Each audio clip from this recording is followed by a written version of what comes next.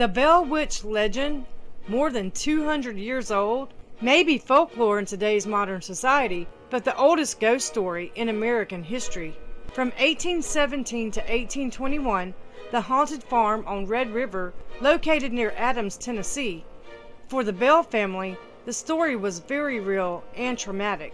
They ended the life of the patriarch of the family, John Bell. The Bell Witch Farm and Cave is where farmer John Bell Sr. was terrorized by what he believed to be a witch named Kate Batts, also known as the Bell Witch. Hey everyone, welcome back to my channel. If you're a first-time viewer, I'm happy you found me. Be sure to subscribe, like, comment, share, and click the notifications for new content. Again, welcome, and let's get into the story.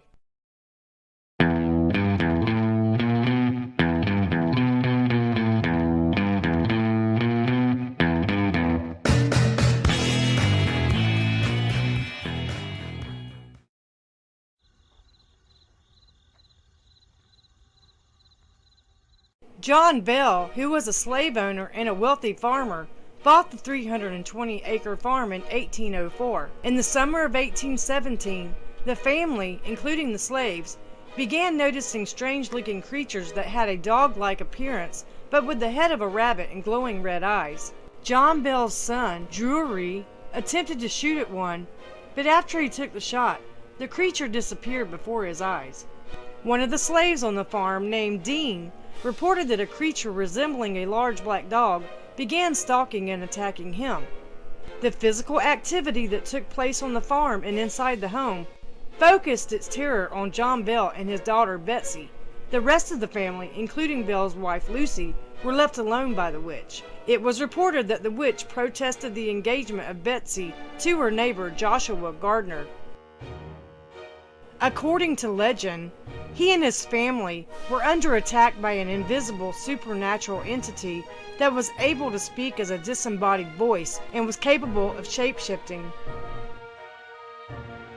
The Bell Witch haunting is considered the first documented paranormal investigation by the U.S. government involving our 7th president, Andrew Jackson. In 1819, Jackson, who was still a major general at the time, became interested in what he was hearing about concerning this case. After all, his home, the Hermitage in Nashville, that he shared with his wife Rachel, was only about 40 miles from where the farmhouse stood. But even Old Hickory could be spooked. While traveling with his men to investigate the farmhouse, their carriage became stuck. Because it was now dusk, they had to make camp for the night.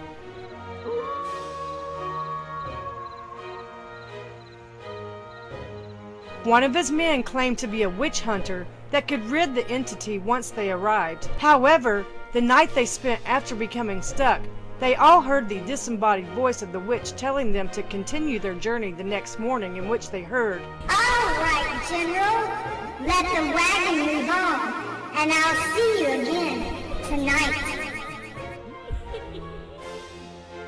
Jackson exclaimed with conviction, "By the Eternal, boys! This must be the Bell Witch!" At first, he and his men planned to continue the journey. They were able to get the carriage unstuck, but when the so-called witch hunter was attacked by the witch after trying to fire his pistol, the gun jammed and they were all attacked. Jackson saw this as a bad omen and decided to turn back and head home instead. As he was leaving, he yelled back in the direction of Bell's homestead and said, "I would rather fight the British again than have any more dealings with that torment."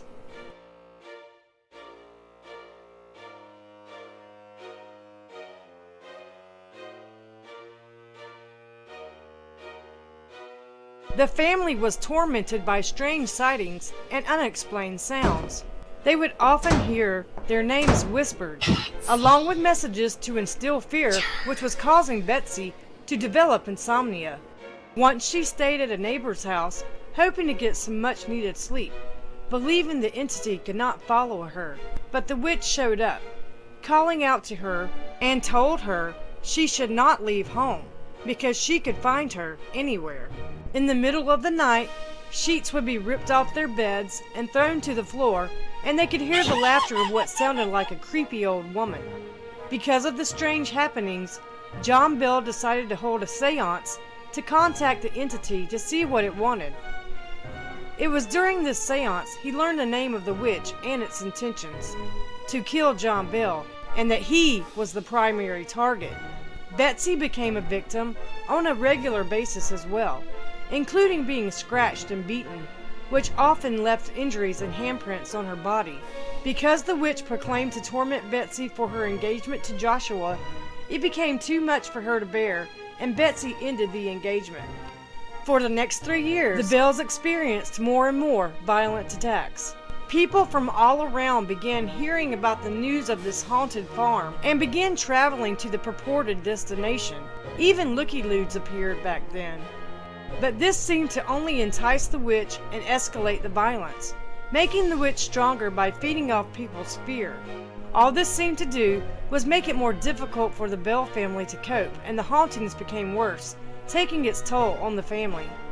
William Porter, a bachelor who lived alone and was a neighbor of the Bells, believed the witch was a friendly spirit and he did not fear her, not at first. One night, he proclaimed to hear her voice come to him and say she wanted to sleep in his bed to keep him warm.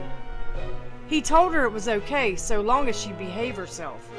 However, he eventually felt the cover sliding off of him, then witnessed the blanket roll up into a shape of a person, which freaked him out. He decided to grab the blanket while it was in this human-like form and head towards the fireplace. But the closer he got, the heavier the form in the blanket became, so he dropped it to the floor and ran outside his home. When he returned, he found the blanket lying on the floor with nothing inside.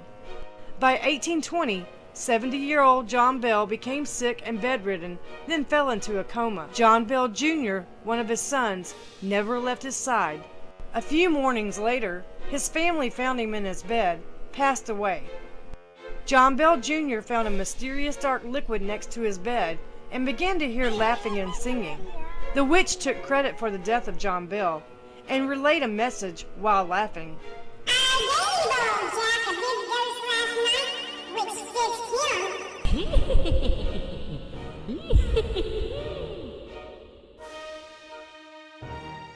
The witch referred to John Bell as Jack, a common nickname for people named John.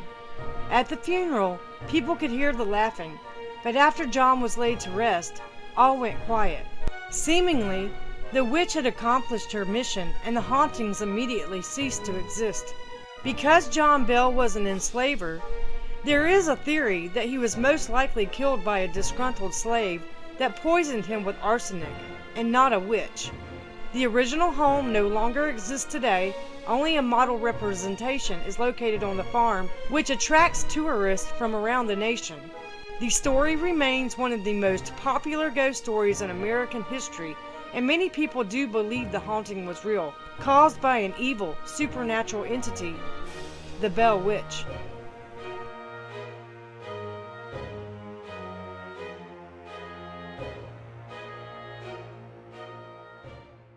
For new content and breaking news stories, please be sure to click the notifications to follow along and be notified when updates are available. Don't forget to like, comment, and please feel free to share.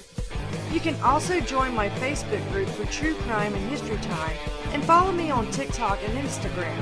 My usernames for those platforms are @JerryScarborough Official. And as always, thank you for watching, subscribing, and supporting my channel.